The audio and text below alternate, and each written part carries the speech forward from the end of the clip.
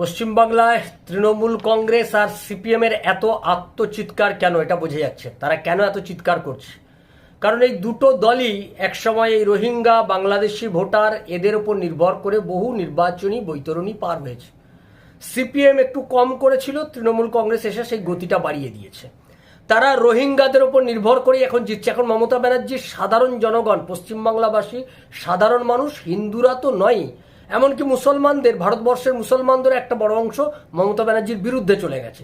ফলে মমতা ব্যানার্জিকে এখন নির্ভর করতে হচ্ছে বাংলাদেশি জঙ্গি অনুপ্রবেশকারী রোহিঙ্গা, তাদেরই নাম প্রায় 50-60 লক্ষ এ রাজ্যের ভোটার লিস্টে তোলা আছে। এটা নিয়ে বহুদিন ধরে বিজেপি বলে আসছে, যদিও সিপিএম এই ব্যাপারে একটি শব্দ উচ্চারণ করে না, কারণ সিপিএম জানে ভবিষ্যতে এরাই আমার অ্যাসেট হবে, সুতরাং এদেরকে রেখে দিলে আমার কাজ হবে। তাই সিপিএমও ওই তৃণমূল কংগ্রেসের সুরে সুর মিলিয়েছে। এবার দেখা গেল যে একজন বাংলাদেশি জঙ্গি মোহাম্মদ সাদ রাডি, এই বাংলাদেশি জঙ্গি মুর্শিদাবাদের দুটো বিধানসভা কেন্দ্রে তার নাম তোলা আছে। লাভলি খাতুন ওই একই ঘটনা ঘটিয়েছে, বাংলাদেশি, পশ্চিমবাংলায় এসে পঞ্চায়েত প্রধান হয়ে গেছিল বাংলাদেশি, পরে তাকে বিতাড়িত করা হয়। বাংলাদেশের এই যে আমাদের এখানে আছে বনগার জাকিরদা, যে সব নাম তোলে বাংলাদেশিরা আসবে, প্যান কার্ড আধার কার্ড বানিয়ে দেবে, ওই বনগার জাকিরদা এই কম্ম করে যাচ্ছে।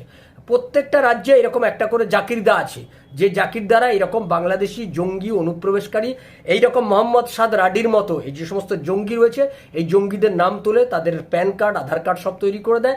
এক জায়গায় নয়, একাধিক জায়গা ভোটার লিস্টে এরা নাম তোলে, শুধু একটা রাজ্যে নয়, একাধিক রাজ্যে এরা ভোটার লিস্টে নাম তোলে।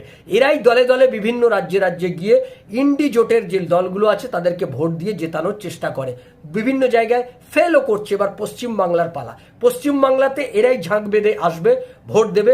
বিভিন্ন রাজ্যে রাজ্যে এরা ছড়িয়ে রয়েছে। পশ্চিমবাংলায় ভোটার লিস্টে নাম আছে, কিন্তু দেশের বিভিন্ন প্রান্তে এরা ছড়িয়ে রয়েছে। এদেরকে চিহ্নিত করে যখন এদেরকে ধরে এদেরকে যখন বাংলাদেশে পাঠানো হচ্ছে, তখন এ রাজ্যে মমতা ব্যানার্জি আর সিপিএম একসাথে মিছিল করছে যে বাংলা ভাষীদের কেন তাড়ানো হচ্ছে। এ কথা তারা লজ্জায় বলতে পারছে না যে ওই বাংলা ভাষীগুলো হচ্ছে বাংলাদেশি জঙ্গি, বাংলাদেশি মুসলমান, এরা রোহিঙ্গা। বাংলায় কথা বললে বাঙালি কিংবা বাংলা ভাষী হয় না, বাংলা পশ্চিমবাংলার লোকও হয় না।